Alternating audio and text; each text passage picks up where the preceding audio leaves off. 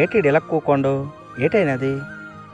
ఏటైనదిరా ఇలా బెంగెట్టుకుని కూకున్నావు ఎవడేటన్నాడేటి ఎల్లెహ నానేటైపోయింది నీకు అనవసరం. చెప్పకూడదా ఏదో ఒకటి చేస్తాను. నేను చెప్పను, ఇప్పుడు 2 సార్లు చెప్పాను. ఏటోపయోగం? నీకెంత చెప్పినా నువ్వు రావుగాక రావు. నువ్వు ఎక్కడికి వెళ్ళావు? ఇంకెక్కడికి వెళ్తానరా, పొలంకి వెళ్ళాను. పొలం లేట్ చేస్తున్నావు. వరిసిన కోత పోతున్నాము. ఏటిడు ఎలాగడుగుతాండా? పంటకి ఎన్నిసార్లు యూరియా వేసావు? ఎన్నిసార్లు మందు కొట్టావు? ఓ సదేనా 4 సార్లు యూరియా, 3 సార్లు పురుగు మందు, 4 సార్లు గాపు తీసాను. ఒరే 6 నెలల్లో పంట ఏపుగా వచ్చిందిరా. ఇన్ని చెప్పినడివి నాకు స్కూల్లో ఎన్ని మార్కులు వచ్చాయి చెప్పగలవా? అవి అలాగే నాకు తెలుస్తాయిరా. నీకు అర్థం కాదు. 6 నెలల్లో చేతికొచ్చే పంట మాత్రం నీకు అర్థమవుతుంది. నీ కొడుకు 100 ఏళ్ల చదువుల పంట గురించి మాత్రం నీకు అర్థం కాదు.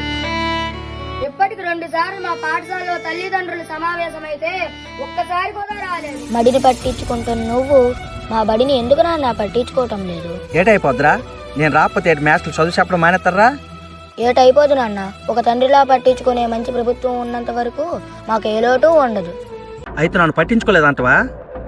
నీకంటే ఎక్కువగా మన మంచి ప్రభుత్వం పట్టించుకుంటుందన్నారు నాన్న. మన ఇంట్లో వారానికి 1 రోజు గుడ్డు వండుకోవడమే కష్టం. అలాంటిది మా పాఠశాలలో వారానికి 5 రోజులు గుడ్డుతో రుచికరమైన భోజనం పెడుతున్నారు.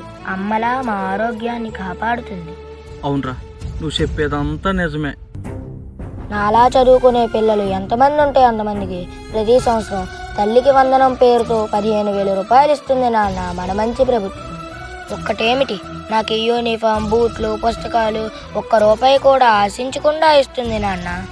లేదురా, నువ్వు చెప్పింది నిజమే. నాన్న నీకు గుర్తుందా, మా పాఠాలు చెప్పడానికి ఇంగ్లీష్ మాస్టారు లేరన్నాను. చెప్పావురా.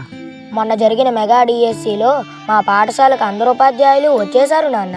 ఇప్పుడు మా పాఠశాల కలుగులతో నిండిన కోనేరులాగుంది. అవునరయ్యా, మన ప్రభుత్వం మంచి పని చేసిందిరా. నువ్వు చెయ్యాల్సింది మొయ్యాల్సిన భారమంతా మన పాఠశాల మన ప్రభుత్వమే మోస్తుంది నాన్న. నన్ను క్షమించు నాన్న, మీతో ఎందాలు తప్పుగా మాట్లాడాను.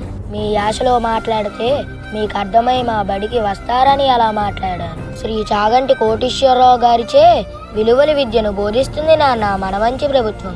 అయ్యా నన్ను క్షమించురా, నా కళ్ళు తెరిపించారయ్యా. నాకే కాదురా, నాలాగా పిల్లల్ని పట్టించుకోండి తల్లిదండ్రులు అందరు తల్లిదండ్రుల కళ్ళు తెరిపించావు. ఒరే అయ్యా, 5వ తారీఖున మీ బడిలో ఏదో జరుగుతుందట కదా? అదే నాన్న, మెగా పేరెంట్ టీచర్ మీటింగ్ 3.0. అదేరా, దానికే తప్పక ఖచ్చితంగా వస్తారా? మా మంచి నాన్న కాదురా, మన మంచి ప్రభుత్వం, మన మంచి పాఠశాల.